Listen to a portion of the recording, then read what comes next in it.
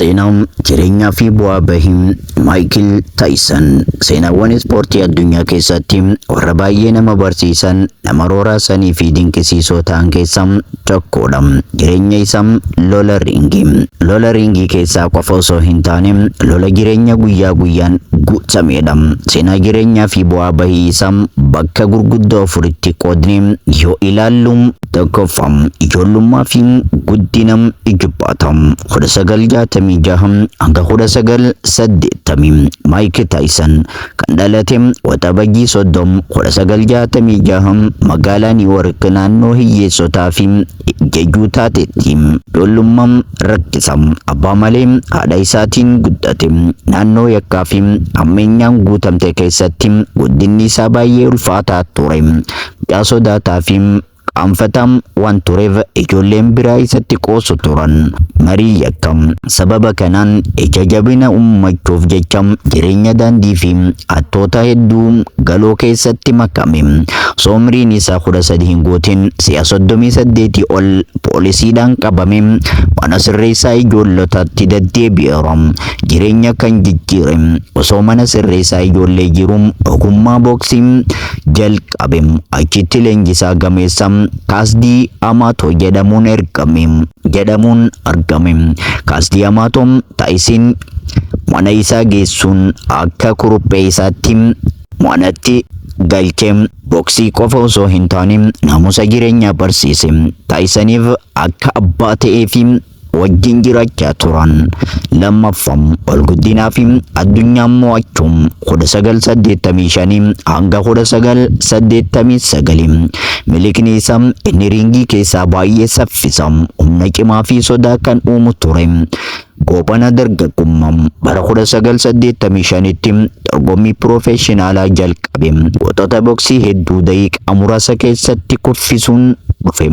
Riikardii addunyaa bara 1986 umrii isaa waggaa 20 fi ji'a 4tti goota booksii ulfaataa heavyweight champion addunyaa inni quxisuu ta'uun seenaa hojjete. Riikardiin kun hamma har'aatti hin cabne. Birisoolaa addunyaa maqaan Iron Maayik sibiila jedhuun argate. Namni isa dura dhaabbatu ija isaa ilaaluun qofa sodaan mo'amaa ture.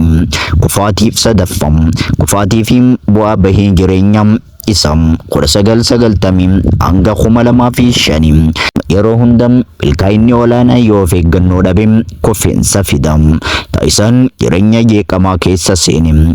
Leenjisaa dhabuun bara 1985tti abbaa fi leenjisaan isaa Kaasdii Amaatoo boqote. Kun Taayisan gargaarsa sammuu fi qajeelfama malee dhiise. Mo'amuu jalqaba. Bara 1990tti dorgommii hunda ijaan eegame goota baay'ee hin beekamne Paaster Daaglaasiin mo'atame taayitaa isaa dhabe. Kun addunyaa raase. Mana hidhaa bara 1990 takkatti dhimma dirqisiisanii gudeetuutiin dubartiin takka himatte.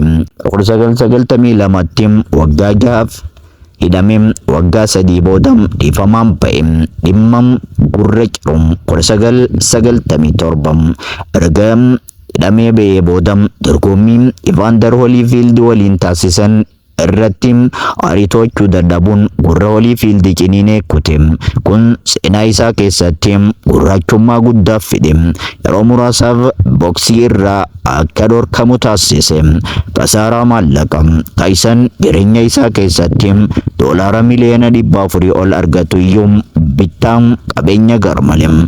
Fakkeenyaaf qeerransa akka horiitti bitachuu fi bilchinsa maallaqaa godhe. Kanaan bara 2003tti hiyyeessa ta'uu isaa baankiraaptasii labse. Afraffaa of argachuu fi amala jijjiirrachuu 2006 amma. Taayisan erga bara 2005tti booksii dhiisee booda jireenya isaa garuu guutuutti jijjiiruuf hojjeteera. Araada mo'achuu, araada qoricha sammuu hadochuu fi alkoolii irraa bilisa ba'uuf qabsaa'ee injifateera. Daldala fiilmoota akka The Hangover keessatti hojjechuun akkasumas daldala adda addaa fi podkaastii isaa Hot Boxing with Mike Tyson jedhuun milkaa'ina biraa argateera.